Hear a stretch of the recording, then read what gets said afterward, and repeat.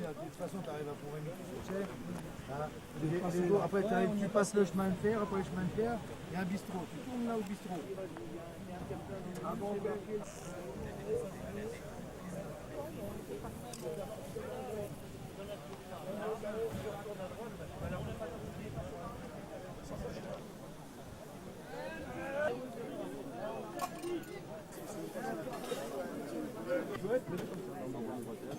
y a juste pour voir le champion de Bretagne. Parce que là, il manque une Bretagne. Enfin, c'est pour les paris.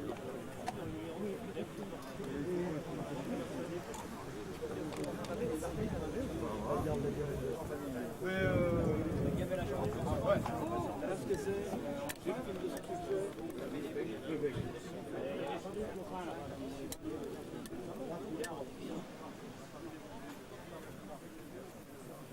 Attention.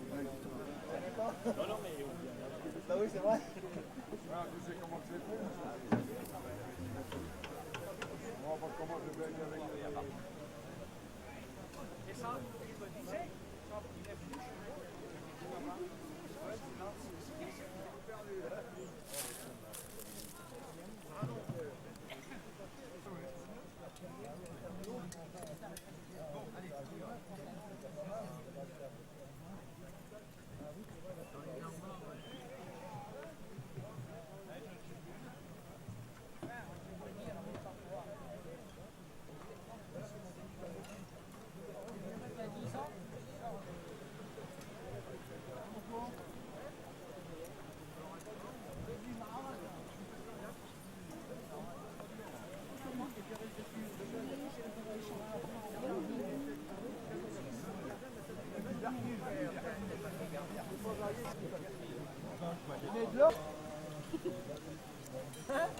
Faut le faire les mecs hein.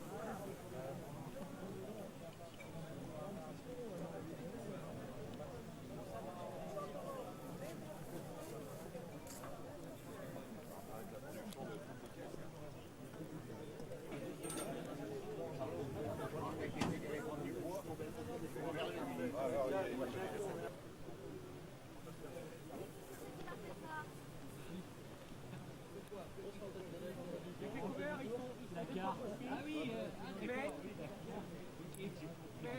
comment je suis parti opposé.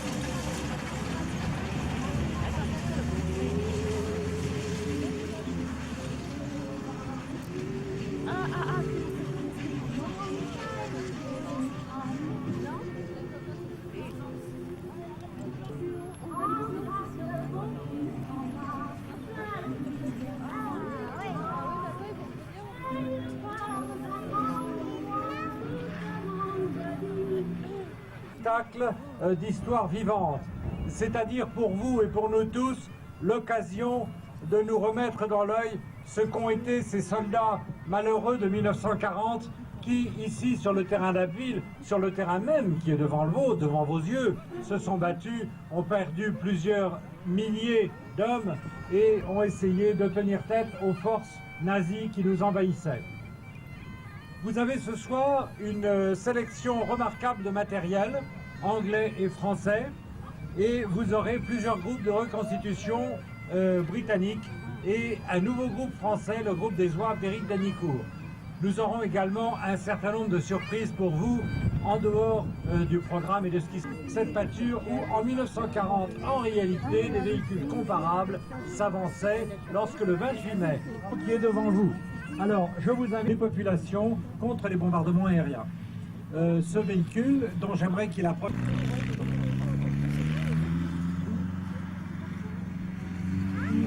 Dans le coin avec le soleil pour témoin, un petit oiseau qui chante au loin. On se fait des aveux et des grands serments et des vœux. On a des bras qui plein les cheveux. On s'embrasse et l'on se trémousse. Ah, que la vie est douce, douce.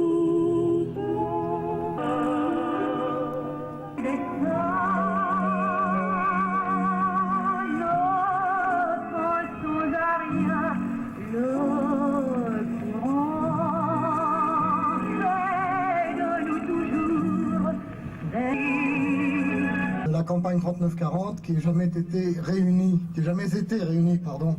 sur un plateau. Comme le disait Henri de Veilly tout à l'heure, ce plateau n'est pas un plateau ordinaire puisque c'est le lieu même, je crois Henri, le lieu même, le plateau de Limeux. Ah, le plateau d'Imeux, ben, je vous l'ai dit, c'est un lieu totalement historique puisque les troupes qui vont évoluent mettent leurs roues dans les traces des véhicules de l'époque. Voilà. Alors nous voyons maintenant à s'assurer de la position de l'ennemi. Cette découverte est effectuée soit par des automitrailleuses, et là ça se compte aujourd'hui, soit par des motocyclistes que vous allez maintenant voir progresser. Parmi les motocyclistes, deux motos, une 800 AX2, un matériel remarquablement performant de l'époque. Et l'ennemi, 1940. La motoside qui est équipée d'un... Je voudrais vous dire... mitrailleuse légère Lewis, qui date de la Première Guerre mondiale. Car de Braine, c'est-à-dire transporteur d'une équipe qui est dotée du kilt. Je crois que c'est en 1940 que pour la dernière fois sur le champ de bataille, des kilts... Monsieur Thierry Jacques, pouvez-vous nous montrer un peu ce que vous savez faire avec votre appareil, s'il vous plaît?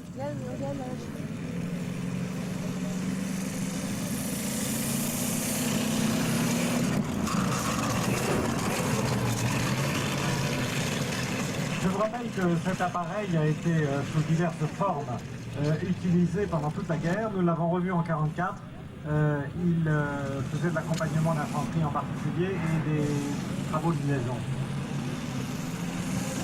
Le camion Maurice que vous voyez devant vous, qui est un camion commercial mais adapté aux particuliers, est très long.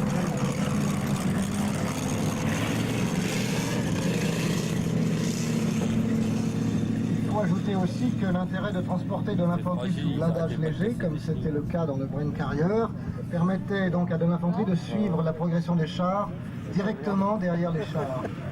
La façon de combattre était la suivante. Les chars ouvraient la route, devaient détruire les lignes mitrailleuses et les premières positions ennemies. Les fantassins suivaient protégés par le blindage, et lorsqu'un nid de résistance ennemi s'était présenté et que les chars n'avaient pas mission de réduire ce nid de résistance, les fantassins débarquaient et à ce moment-là combattaient en fusiliers voltigeurs de façon classique.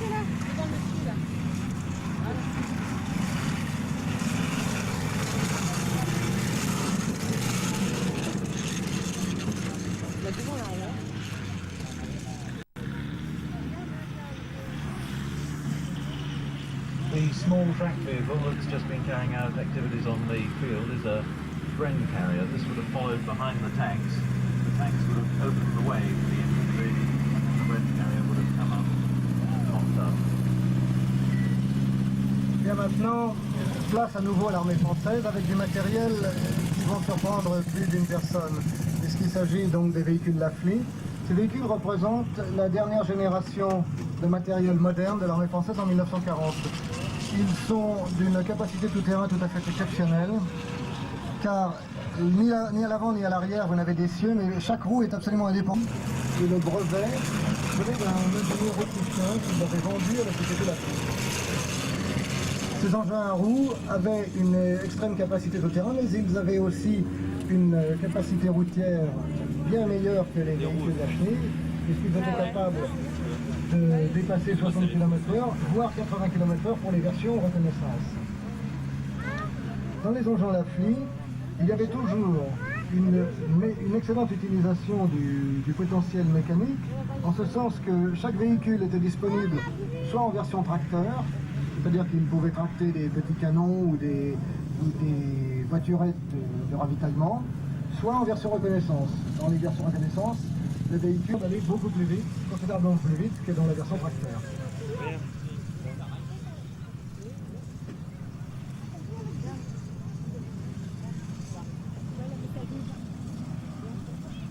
Si l'on veut avoir une idée assez précise de l'état des forces comparées entre les Allemands et les Alliés en 1940, où nous avons généralement coutume de penser que les Allemands nous ont écrasés d'un point de vue mécanique, il faut toutefois se rappeler que les forces françaises à elles seules, sans même parler de l'armée britannique, comptaient en le 10 mai 1940 3 divisions légères mécaniques qui comptaient chacune 300 engins blindés. Ces engins blindés étant largement équivalents, sinon supérieurs, aux Panzer allemands. Et d'autre part, 3 divisions cuirassées. C'est-à-dire que nous avions en ligne le 10 mai 1940 6 divisions dont chacune représentait sensiblement l'équivalent d'une Panzer division. À la même époque, nous avions encore 2 autres grandes unités. La bataille de mai-juin 40 a été perdue. Ce n'est pas seulement un problème de matériel, je dirais que le problème se situe bien au-delà. Et l'industrie américaine nous fournissait donc à l'époque notamment un grand nombre d'avions, un grand nombre de moteurs d'avions et un certain nombre de camions. Par contre, la France avait choisi de se doter elle-même d'un programme de chars qui aurait dû, si les événements n'avaient pas aussi mal tourné, de permettre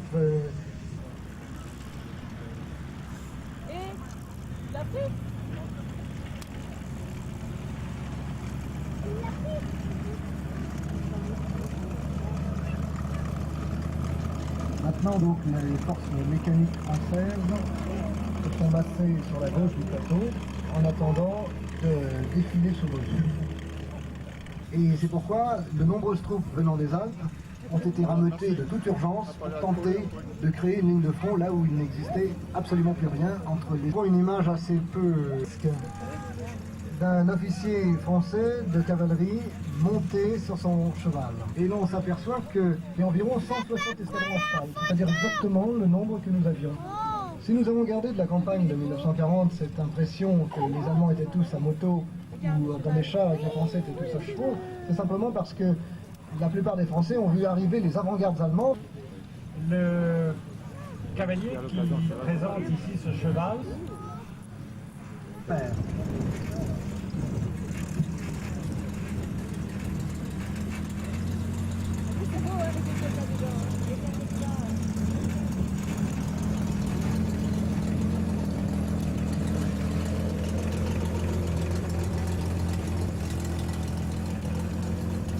Donc vous reconnaissez les chasseurs bien évidemment à leur attribut le plus caractéristique, c'est-à-dire le grand béret bleu que l'on surnomme la tarte. Ce grand béret bleu est orné d'un corps de chasse jonquille, jaune pour les profanes. Je disais tout non motorisé. Mais pour l'occasion d'aujourd'hui, nous avons choisi de vous les présenter en compagnie de ces fameux véhicules Lafley que vous voyez maintenant circuler et qui étaient des véhicules tout à fait remarquables pour l'époque. Pour vous donner un ordre de grandeur, il a été produit environ 2000 de ces véhicules entre 1936, année de leur adoption, et 1940, année de cessation de leur fabrication.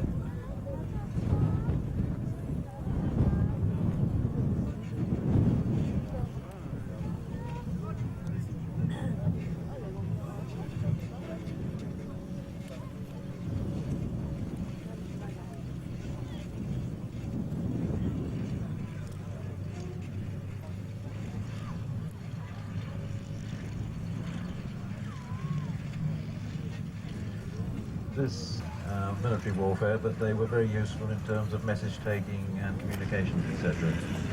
The two vehicles that we saw a moment ago going by with the Blackberries are the successors to the mounted cavalry. Le petit pistolet s'appelait le capitaine Pourchier. Et il nous a laissé véritablement la première tenue moderne de l'armée française, c'est-à-dire une tenue où le combattant n'était plus engoncé dans une capote de drap, mais disposait de vêtements en toile. Et pour se protéger, les tigeurs sont eux-mêmes en position et protègent l'équipe feu constituée par le FN. Le FN pourra s'élancer et prendre de nouvelles positions vers le petit point.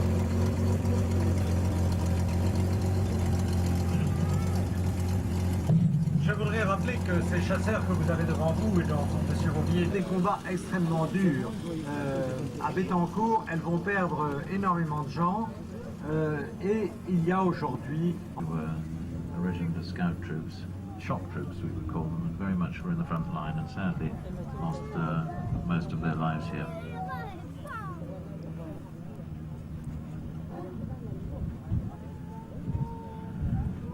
Regarde, le cheval.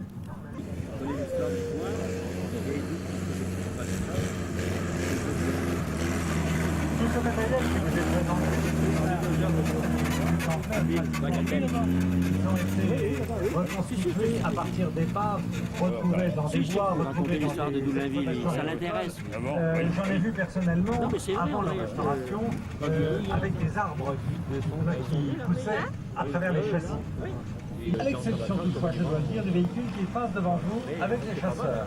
Ce véhicule est un 6.6 Lafite qui est dans sa fin avec ses marquages, avec ses peintures, et il est exactement dans l'état où il a fait la guerre. Lorsque le corps expéditionnaire britannique-anglais a rembarqué à Dunkerque, les hommes sont repartis, mais tout le matériel est resté sur place. Et ces petits camions ont servi énormément dans l'armée allemande jusqu'à la Russie. Je dois vous dire pour l'histoire que dans les soldats anglais que vous voyez passer devant vous, eh bien, il y a véritablement des Anglais, mais une grande partie d'entre eux sont des passionnés d'histoire vivante et des passionnés d'histoire de l'armée anglaise. Ils font un drill, comme on dit dans le série anglais, une véritable passion, et ils le font avec une précision totalement professionnelle. Ceux qui étaient avec nous ce matin ou à Saint-Max-en-Guerre, en disant leur savoir-faire et admirer le sérieux et le professionnalisme de leurs prestations. Je me tais parce que voilà un bagpipe et support Highlanders qui ont servi sur la Somme où ils ont perdu 500 hommes.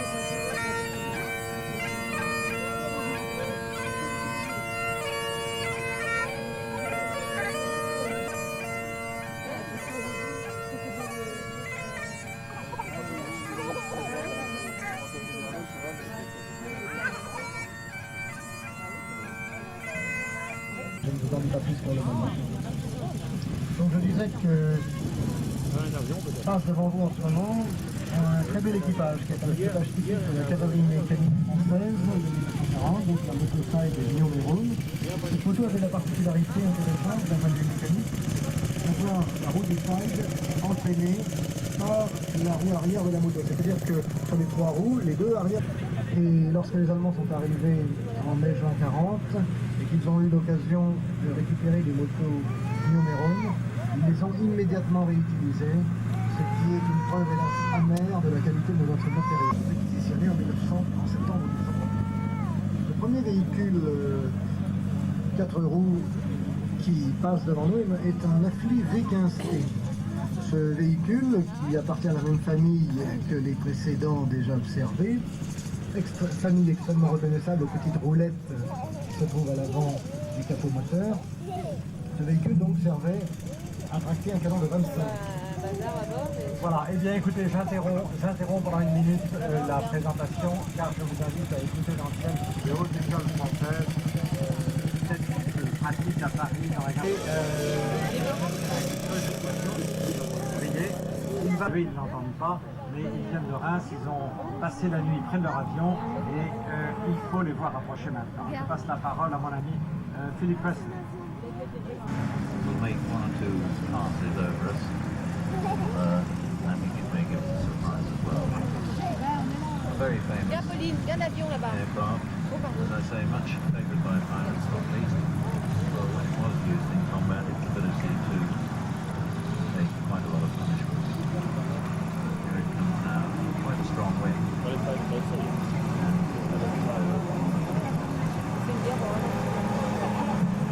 yeux ne savent plus nous regarder.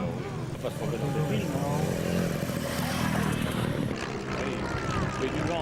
société qui construisait la gare morte, c'était la société de Havilland, jusqu'en périlleux sur le théâtre d'opération terrestre, avec une entre 1936 et 1939. En réalité, ce modèle a été adopté en 1936, mais dû à une grande difficulté de construction, a décidé de ne pas le poursuivre. Il en a été construit en tout et pour tout que 260 exemplaires, et à AB, nous en avons réuni 2. C'est-à-dire qu'on a un 130e de la production. Il devait aller en première ligne apporter du carburant aux chars de combat français. L'un des grands handicaps des chars de combat que nous allumions en 1940 était leur faible autonomie. Certains chars, au moment de la manœuvre, n'avaient que 5 heures d'autonomie. Vous savez, lorsqu'on mène un combat blindé... Élan de bien vouloir rejoindre l'enceinte du public parce que le pilotage de ces engins n'est pas facile et il y a un risque pour la sécurité des enfants. Je demande donc à tous de bien vouloir rappeler ces enfants de manière à ce qu'ils rejoignent la liste. En particulier les 2 enfants qui courent là-bas, je voudrais bien qu'ils reviennent parce que il y a sur le bateau. Voilà, maintenant nous avons donc maintenant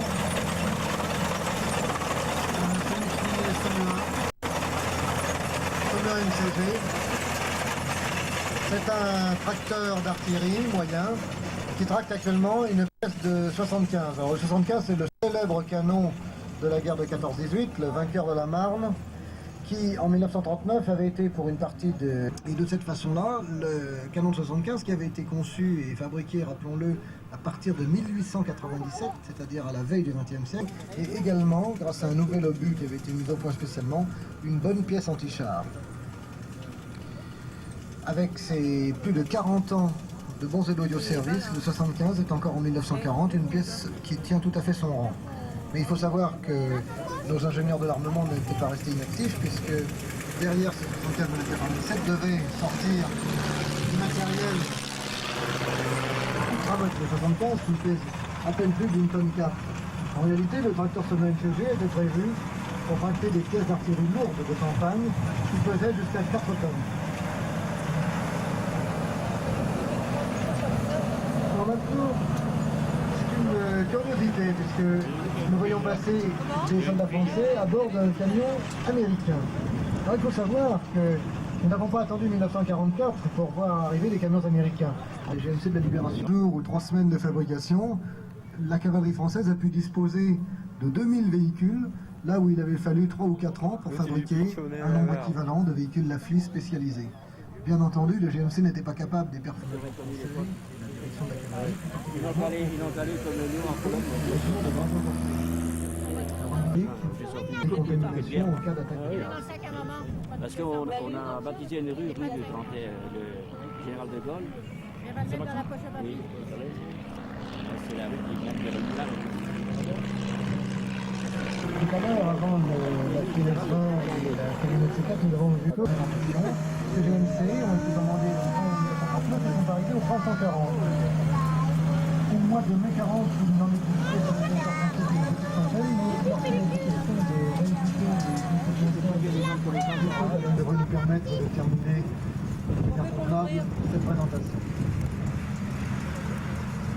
Donc, présentation de l'appli, je vous les ai déjà abondamment commentés. En voici un nouveau, donc c'est toujours un V15P, mais celui-ci a un équipage tout à fait particulier, puisqu'il ne s'agit rien moins que d'un général de brigade entouré de la prévôté d'une division.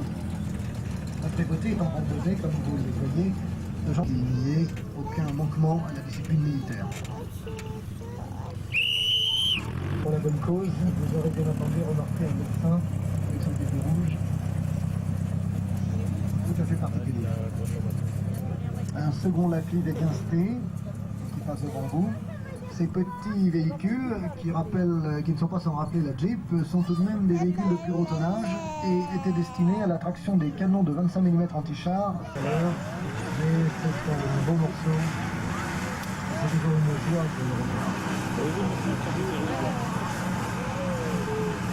type de véhicule a été construit à environ 3000 exemplaires, mais pratiquement nous n'en connaissons qu'un seul encore roulant, c'est celui-ci.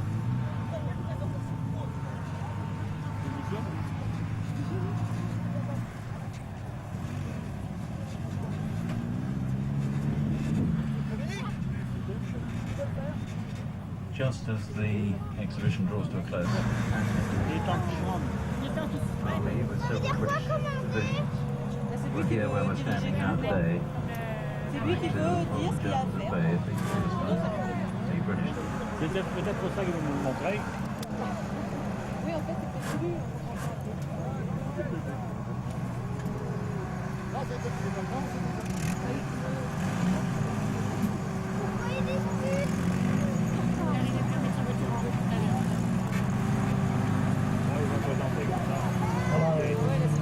Maintenant que les premières gouttes commencent à tomber, je crois qu'il y a une sorte de tradition sur un immeuble. Nous avons eu de la chance cette année. Chaque fois, il pleut. Et cette chance n'aura pas duré très longtemps, puisque les premières gouttes tombent. Elles tombent, mais ça n'empêche pas de m'attaquer un passage en but, là, figurant.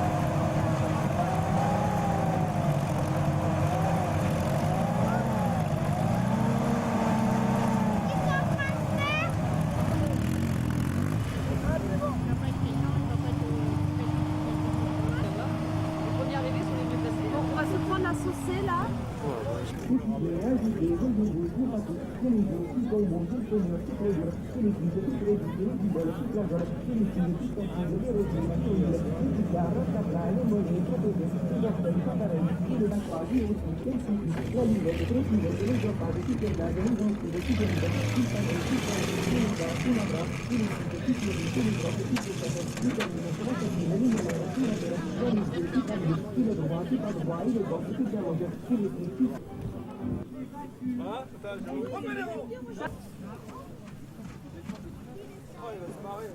Il a dit que si vous voulez quitter,